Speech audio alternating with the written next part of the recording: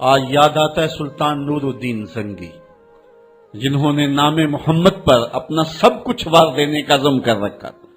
دنیا پہ کتنے حکمران آئے ہیں، آج دنیا ان کا نام بھی نہیں جانتی، لیکن کیا وجہ ہے کہ سلطان ایوبی کا نام لبوں پر آئے ادب سے پلکیں جھک جاتی، عقیدت اور احترام کے جذبات سینے میں پیدا ہوتے۔ کیوں؟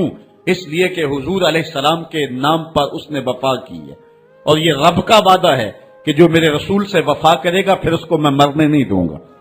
اقبال نے اپنا سارا فلسفہ شعر میں نچوڑا ہے کہ محمد سے وفا تو نے تو ہم تیرے ہیں، یہ جہاں چیز ہے کیا لوح و قلم تیرے۔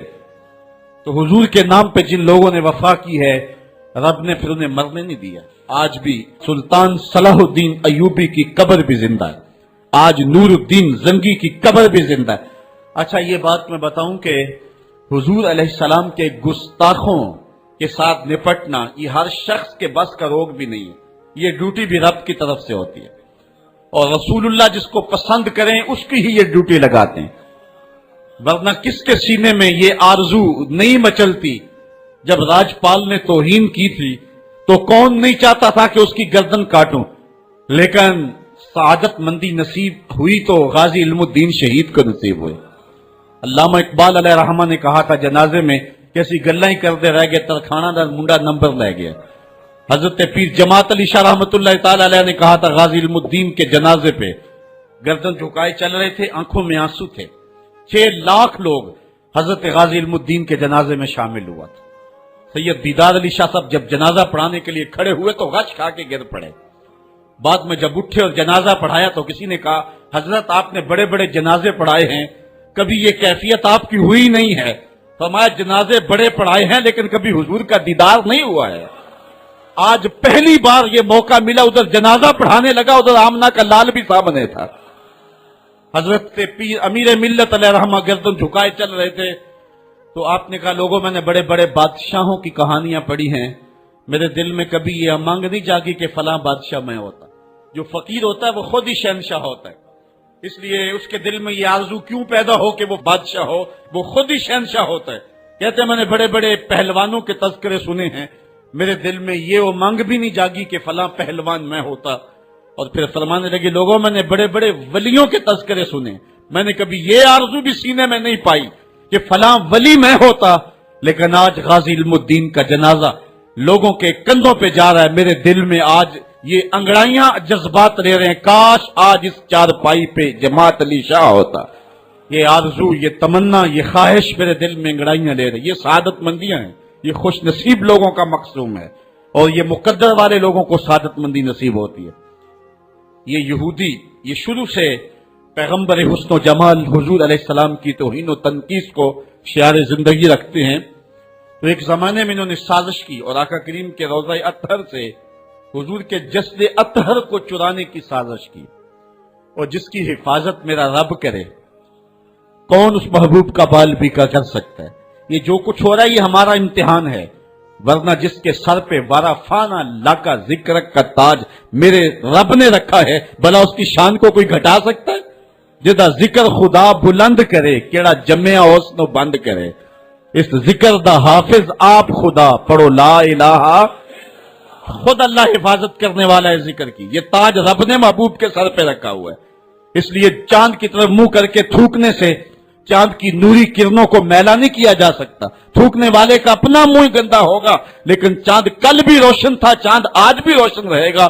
مدینے والے چاند کی عظمتوں کو کوئی گہنا سکتا ہی نہیں ہے، کیونکہ جس کے سر پہ ورفانا لکا ذکر کی چادر میرے رب نے تان دی ہے، اس کی عظمتوں کو کوئی گھٹا سکتا ہی نہیں ہے۔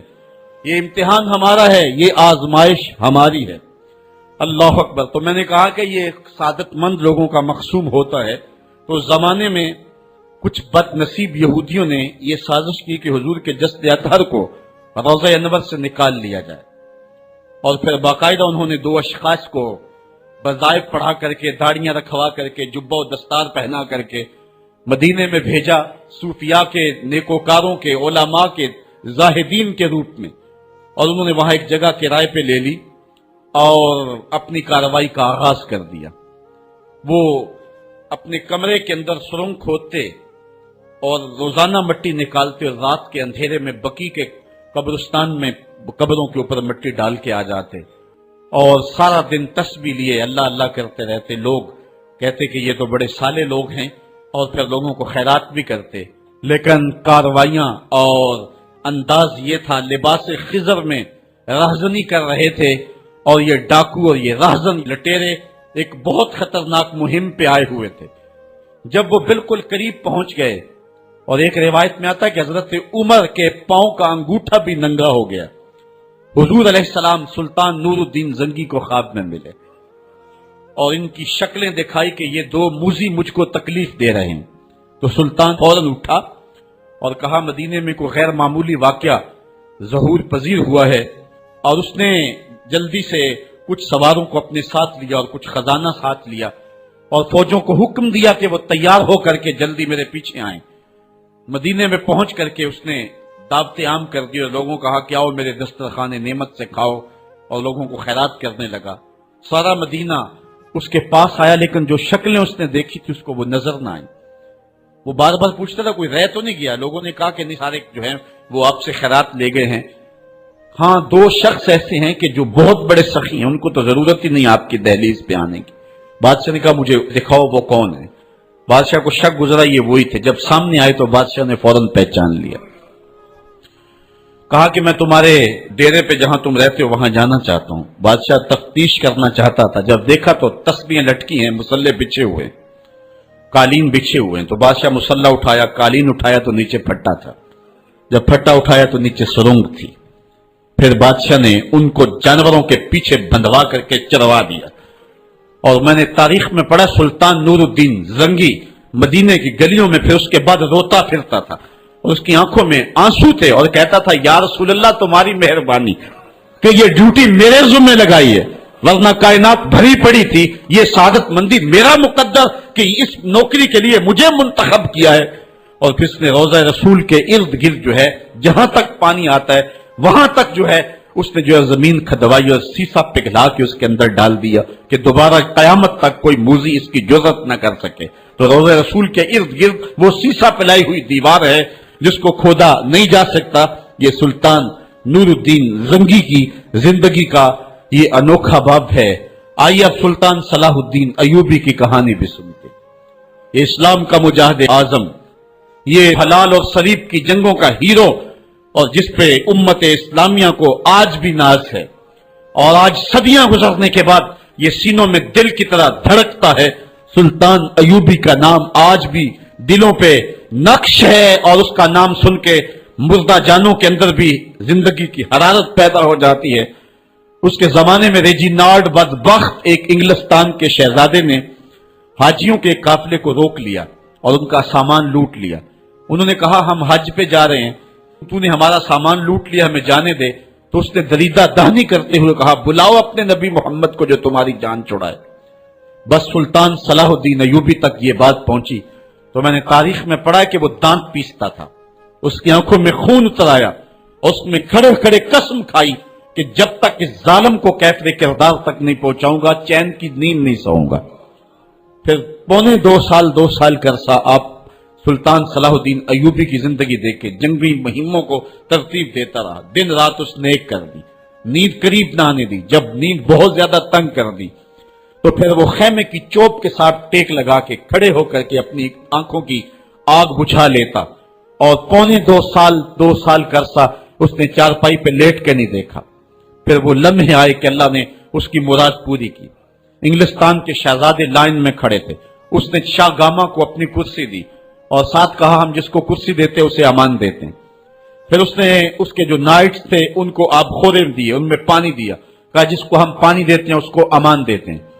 پھر جب ریجینالڈ کی باری آئی تو بادشاہ کی رگیں پھول گئی غصے سے. اس نے تلوار نیام سے باہر نکالی اور اس کی چھاتی پہ چڑھ کے اس کی گردن پہ تلوار رکھ کے اس کے ٹکڑے کرتے ہوئے کہا او کتے، تم نے کہا تھا بلاؤ اپنے نبی محمد کو، محمد عربی نے اپنا نوکر بھیج دیا ہے. اور اس طرح اس ریجینالڈ کتے کے 2 ٹکڑے کر کے رکھ دیے. یہ ہماری تاریخ ہے اور روشن تاریخ ہے. ہمارے اسلاف، ہمارے بزرگ، اس دور کے شہنشاہ، اس دور کے بادشاہ اتنی جرأت اور اتنی عظیمت رکھا کرتے تھے. اور آج ہماری کمزوریاں نے دشمنوں کو دلیر کر دیے. کبھی ایسا بھی اندھیر آیا تھا کہ سرے عام یوں توہین اور تنقیص ہوتی ہو پیغمبر حسن اور پیغمبر جمال کی، اور پھر 1.40 ارب انسان دنیا کے اوپر بستے ہوں. یہ بھی زمانے نے دن دیکھنے تھے. تو امت مسلمہ کی موت واقع ہو جائے اگر حضور علیہ السلام کی توہین باقی رہتی ہے. اس لیے امت کو پوری قوت کے ساتھ کھڑا ہونا ہے اور اپنے نبی علیہ السلام کی توہین کا بدلہ لینا ہے. اور یہ ممکن نہیں ہے جب تک جو ہے وہ ہم پوری دنیا کے اوپر غالب نہ ہوں. اللہ تعالیٰ امت کو وہ دن نصیب فرمائے کہ امت کا غلبہ اللہ تعالیٰ نصیب فرمائے. اس وقت ہمارا المیہ یہ ہے کہ ہمارے پاس عالمی لیڈر کوئی نہیں ہے. عوام کے جذبے یقیناً دیکھنے کے. سیریا کے بچوں کو میں نے دیکھا کہ وہ چھوٹے چھوٹے بچے انہوں نے ہاتھوں میں کتبہ پکڑا ہوا ہے، اور میں اس منظر کو دیکھ کر کے کتنی دیر تک سکتے میں رہا. اس کے اوپر لکھا ہوا تھا اقتلونا ولا تسبوا لنبینا، ہمارے ٹکڑے کر دو لیکن ہمارے نبی کو گالی نہ دو. ان بچوں کے درد کی کہانی کلیجے چیر رہی تھی. یہ محبتوں کا عالم. وہ اقبال نے کہا تھا چمن میں رخت گل شبنم سے تر ہے، چمن میں رخت گل شبنم سے تر ہے، سمن ہے سبزہ ہے باد سحر ہے، مگر ہنگامہ ہو سکتا نہیں گرم، یہاں کا لالا بے سوزے جگر ہے. اس وقت امت بے امام ہے. امت کے پاس جو ہے وہ کوئی ایسا شخص نہیں ہے جو امت کی رہنمائی کرے. ملک بھی خالی ہیں اور عالمی لیول پہ بھی ہم کسی امام سے محروم ہیں. اللہ نے وہ دن نصیب کرنے ہیں. ہم صفے سیدھی کریں، بس ہمارا کام اتنا ہے. صفے سیدھی کریں گے تو امام بھی اللہ بھیج ہی دے گا، اور وہ وقت آئے گا کہ اس کے جھنڈے نیچے ہم کھڑے ہوں گے. اور ہم نے تاریخ میں پڑھا ہے، کتب صحاح میں موجود ہے، بخاری اور باقی کتابیں اٹھائیں، ہمیں اس وقت کی بشارت دی گئی ہے کہ جب اساکر اسلام ترتیب پائیں گے اور پھر امام بھی آ جائے گا اور پھر امت مسلمہ وہ بانک پن پائے گی. یہ صحیح حدیث میں آتا ہے کہ اگر کوئی یہودی کسی پتھر کے پیچھے یا درخت کے پیچھے چھپ کر کے پناہ مانگنا چاہے گا تو وہ پتھر مسلمانوں مجاہدوں کو بول کر کے کہے گا ادھر آ، یہ ظالم میرے پیچھے چھپا ہوا ہے. وہ دن بھی اللہ تعالیٰ نے ہمیں دکھانے ہیں اور پوری امت کے اوپر جھنڈا جھولے گا تو آمنہ کے نال کا ہی جھولے گا انشاءاللہ. آ ملیں گے سینہ چاکانے چمن سے سینہ چاک، بزم گل کی ہم نفس باد صبا ہو جائے گی، شبنم افشانی پیدا کرے گی میری سوز و ساز، اس چمن کی ہر کلی درداش نہ ہو جائے گی، آسمان سحر کے نور سے ہوگا آئینہ پوچھ، ظلمت رات کی سیماب پا ہو جائے گی، شب گریزاں ہوگی آخر جلوائے خورشید سے، یہ چمن معمور ہوگا نغمہ توحید سے. وہ وقت انشاءاللہ آنے والا ہے. بس ہمارا کام صفیں سیدھی کرنی ہے اور صفوں کو ترتیب دینا ہے، اپنے جذبوں کو مرنے نہیں دینا ہے، اور یہ جذبے اپنی نسلوں میں بھی منتقل کرنے ہیں اور اپنی نسلوں کو بٹھا کر کے حضور کی عظمت کی کہانی پڑھا کے جانا ہے. میں نے سیریا کے ان بچوں کو دیکھا تو میں اپنے بچوں کو بٹھا لیا. میں نے کہا بیٹے پوری دنیا کے اوپر حضور کی ناموس پہ حملہ ہے، بتاؤ ہم کیا کریں گے. تو میرا 5 سال کا بچہ ہے، مجھے حمزہ کہنے لگا کہ ابو یہ جو تلوار آپ نے لٹکا کے رکھی ہے بیٹھک میں، اس کے میں پیچ خود کھول سکتا ہوں اور یہ میرے ہاتھ میں دے، ان ظالموں کو میں کاٹوں گا. میں نے کہا بیٹے مجھے یہی تجھ سے توقع تھی، اس لیے کہ تیرے جسم کے اندر خواجہ دین محمد مصطفی کی غیرت کا خون دوڑ رہا ہے، اور انشاءاللہ یہ ہماری نسلیں اٹھیں گی اور اسلام کے غلبے کا خواب ہم شرمندہ تعبیر کریں گے انشاءاللہ. تو اپنے بچوں کو بٹھائیں اور ان کو بتائیں اور ان کو حب رسول کے جام پلائیں اور ان کے اندر محبت رسول انڈھیل دیں اور ان کے سینے کے اندر یہ حرارت پیدا کر دیں، اور وہ امت کے لیے اور نام محمد کے لیے ہر قربانی دینے کے لیے آمادہ ہو جائیں. انشاءاللہ وہ وقت دور نہیں ہے جب پوری دنیا کے اوپر اسلام کا جھنڈا جھولتا ہوا نظر آئے گا. ہم نے اپنے جذبوں کو بہر صورت بیدار رکھنا ہے، اور اگر انہوں نے توہین کی زبان کھولی ہے تو کروڑوں انسان حضور کی مدح میں زبانیں کھول لیں، صبح و شام وظیفہ درود و سلام کا لبوں پہ جاری کر لیں اور حضور کے نام کا جھنڈا اٹھائیں. یہ گلیوں میں، یہ چوکوں میں، یہ بازاروں میں یہ احتجاج یہ تو ایک معمولی کیفیت ہے. ہم تو اس سے آگے بھی اگر ہم بے بس ہیں، کر کچھ نہیں سکتے. سچی بات ہے، ہمارے اندر جو جذبوں کی کائنات ہے ان کو کچا چبا جائیں کہ جنہوں نے میرے آقا حضور نبی رحمت کی توہین اور تنقیص کی ہے. اس لیے جو ہم سے بن پڑا، جو ہم سے ہو سکا ہم نے وہ ضرور کرنا ہے۔ وہ کیا کہا تھا سودا نے کہ مجنو لیلا سے بازی نہ لے سکا پر سر تو دے سکا، کس منہ سے کرتے ہو دعویٰ عشق سودا، تم سے تو یہ بھی نہ ہو سکا۔ ہم نے دیکھنا ہے کہ ہم کیا کرتے ہیں، اس حوالے سے ہمارے جذبات کیا ہیں۔ مجھے یاد آئی آج عمارہ، سارا دن آج عمارہ کی کہانیاں میرے ذہن میں گردش کرتی رہی۔ عمارہ غزوہ احد کی نامور مجاہدہ ہیں کہ جب بھگدڑ مچی اور کچھ تو خون ہونے لگا اور عجیب کیفیت بن گئی، تو اس وقت حضرت عمارہ خاتون ہیں جو اس جنگ میں ساتھ آئی تھی، کس کام کے لیے آئی تھی کہ کوئی زخمیوں کی مرہم پٹی کروں گی، لیکن جب دیکھا کہ حضور تنہا ہیں اور تیروں کی برسات ہو رہی ہے، عمارہ تلوار لے کے میدان میں آ گئی، اور حضور نبی رحمت نے فرمایا کہ میں جدھر دیکھتا تھا مجھے عمارہ ہی نظر آتی تھی۔ اگر ادھر سے حملہ ہوتا آگے عمارہ کھڑی ہوتی، اگر ادھر سے حملہ ہوتا تو عمارہ کھڑی ہوتی۔ میں کہتا عمارہ تیرے نام پہ میری نسلیں قربان، جس نے محمد عربی کی آبرو کا پہرا دیا۔ اللہ اکبر۔